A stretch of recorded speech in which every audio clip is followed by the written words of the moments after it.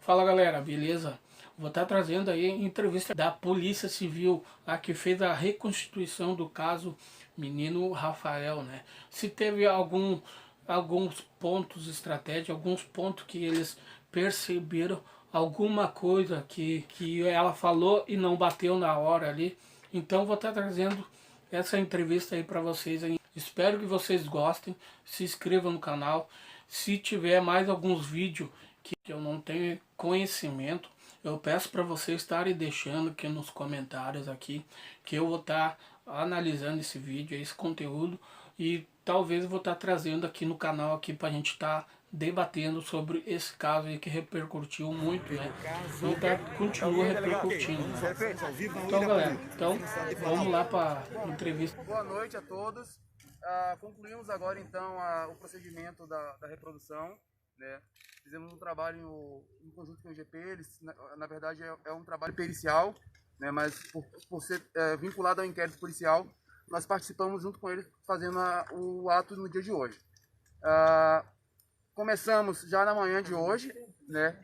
Fazendo todo o trabalho de segurança do perímetro, tanto da delegacia como do local da reprodução, com equipes da CORE que vieram de Porto Alegre. E a partir do turno da tarde, nós iniciamos já na delegacia com a Alexandra, fazendo os procedimentos vinculados a essa reprodução. No final da tarde, então, a equipe do GP chegou até a delegacia. Nós realizamos ali um procedimento de entrevista com a investigada. Ela relatou novamente para a gente todo o passo a passo, a dinâmica do fato, do dia da morte do Rafael. Ali ela narrou em detalhes para a gente como se deu a asfixia, que levou ele a óbito no dia 15 de maio. Posterior a isso, nós também fizemos uma entrevista com o filho dela para que ele relatasse alguns detalhes que a gente tinha, algumas questões a ser esclarecidas ali. Ele também foi entrevistado, né? Junto com a equipe da perícia, conselho tutelar presente, porque ele é adolescente. Posterior a isso, nós então tivemos ali um pequeno contratempo por conta do lado emocional da Alexandra. Ela foi medicada, o médico do município foi até a delegacia, medicou ela para tranquilizar. Ela veio aqui acompanhada dos advogados e a gente conseguiu então, depois de algumas horas, finalizar a reprodução. Ela, mais uma vez, narrou pra gente aqui a situação, falou em detalhes o que tinha ocorrido, passo a passo, desde o momento em que desde o momento que ela foi deitar, né, do momento que o Rafael foi para a cama, e foi descrevendo cada um dos passos que ela deu naquela noite. Então ela começou narrando quando ela colocou ele para dormir, quando ela pediu que ele fosse dormir, e daí ela foi desenvolvendo a linha cronológica ali do tempo para que nós tivéssemos a real noção do que aconteceu naquela noite. Então fizemos ali toda a parte posterior. Ela relata, ela trouxe novamente a mesma versão que ela apresentou lá no interrogatório. Ela repetiu a versão, né, pra gente e reproduziu ali da forma que ela tinha dito. Obviamente tem algumas pequenas divergências do interrogatório. Isso vai ser esclarecido agora no desenrolar do inquérito policial, com relação a detalhes de como é que ela fez, do momento da forma que ela carregou, né? Isso aí tem algumas divergências, porque no interrogatório ela narrou de um jeito e hoje, no dia da reprodução, ela mostrou de outro. Mas, assim, são questões que, em tese, não vão ser esclarecidas agora no decorrer do inquérito policial. Agora nós temos um planejamento de ações para a conclusão do inquérito policial. Todas essas ações são ajustadas entre os delegados que estão conduzindo a investigação. E nós aguardamos, então, a conclusão dos laudos periciais. Isso já foi previamente ajustado com os advogados. A partir da conclusão dos laudos, faremos um novo interrogatório com ela, para esclarecer questões que são relevantes para a gente e que não foram esclarecidas naquele primeiro interrogatório. Porque quando nós abordamos quando nós questionamos a ela aspectos técnicos com relação à morte do Rafael, o advogado apresentou uma objeção a essas questões porque ele não tinha conhecimento delas, por se tratarem de questões técnicas e os laudos não terem chegado ainda aos autos. Então nós concordamos naquele primeiro momento, mas agora com a previsão de conclusão num período próximo aí dos laudos periciais, nós já ajustamos com os advogados que assim que eles chegarem aos autos, imediatamente marcaremos um novo interrogatório.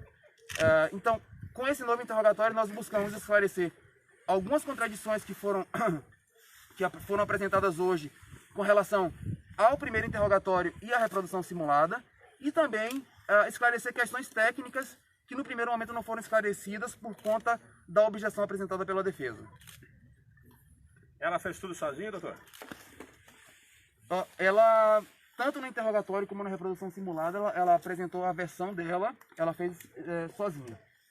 Delegado, olha, esse convencimento ele se dará ao final do inquérito policial. Para a gente antecipar agora uma conclusão sobre isso, fica complicado porque a gente precisa cotejar as provas que nós temos nos autos e eu não poderia antecipar essa conclusão sem concluir o inquérito policial. Delegado, ela conseguiu arrastar o boneco que simula o corpo do menino? Desculpa. Ela conseguiu arrastar o boneco que simula o corpo do menino? Olha, o boneco é um boneco, não é uma pessoa, né? Então tem uma diferença. Ela está muito debilitada, ela tá há alguns dias na prisão e também apresentou alguns problemas no dia de hoje, que ela precisou ser medicada em diversos momentos. Ela está bem debilitada e mais fraca.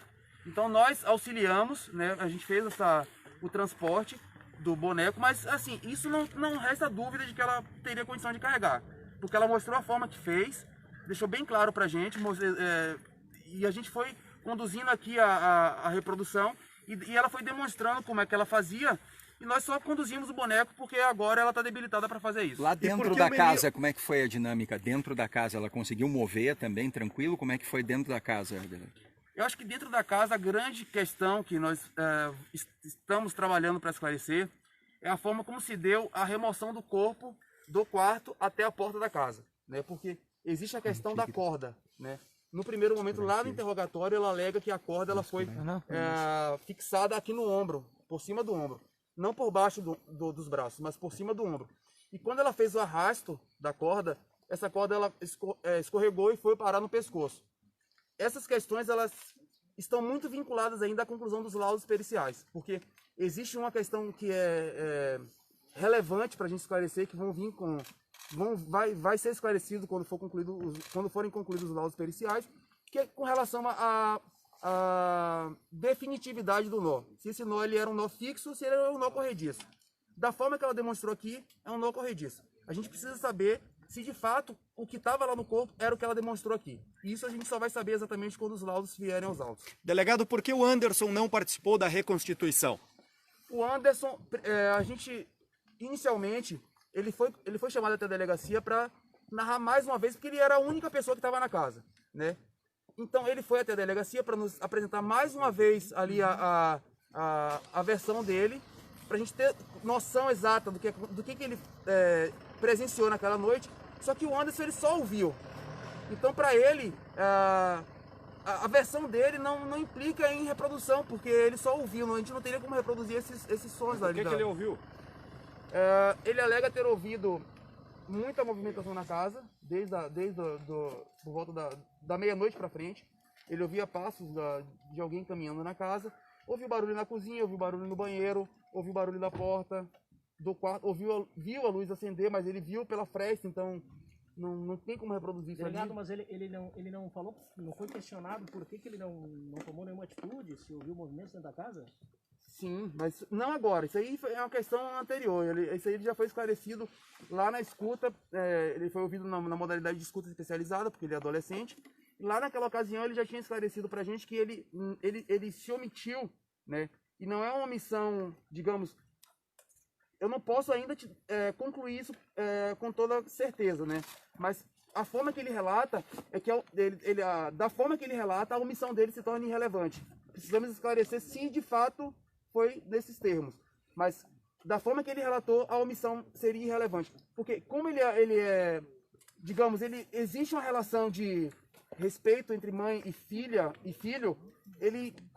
como a mãe já havia repreendido o Rafael na noite, pelo fato de ele estar se movimentando na casa, e ele ficou receoso também de fazer alguma coisa e também ser repreendido. Então ele resolveu ficar ali. Nesses termos que ele conta, a princípio a omissão é irrelevante pra gente. Mas isso precisa ser esclarecido ao final do inquérito policial, se de fato foi isso aí que aconteceu. Delegado, um dos laudos... Estava vivo, que é o momento do transporte, até ela tirar ele da casa, ele estava vivo, então. Que transporte? No momento que ela tirou o corpo do Rafael de dentro da casa, ele estava vivo. De dentro da casa... Pra casa vizinha. Na casa vizinha. Não, olha só, isso aí vai ser esclarecido com o laudo de necropsia. A gente não tem esse laudo ainda para poder fazer esse esclarecimento. Isso virá os autos em breve e aí nós teremos condição de esclarecer melhor. Mas, ao que tudo indica, e como já foi dito pela própria perícia, né, já foi em entrevista que foi concedida à imprensa, a morte se deu por asfixia mecânica, tá? Então, se o fato ocorreu conforme ela narrou, ele morreu no trajeto de tração da corda entre a cama e a porta da casa. Delegado, um dos laudos... A motivação está clara para vocês agora? A motivação a gente está trabalhando, a gente já tem diversos elementos, esse período de silêncio aqui da polícia nesse meio tempo foi porque nós estávamos coletando diversas informações que serão apresentadas ao final do inquérito policial. A motivação, ela começa a gente começa a enxergar a motivação, mas isso só vai ser realmente divulgado ao final do inquérito policial. Continua então o homicídio doloso. Na nossa linha de investigação permanece que a morte foi de forma intencional. Delegado 1...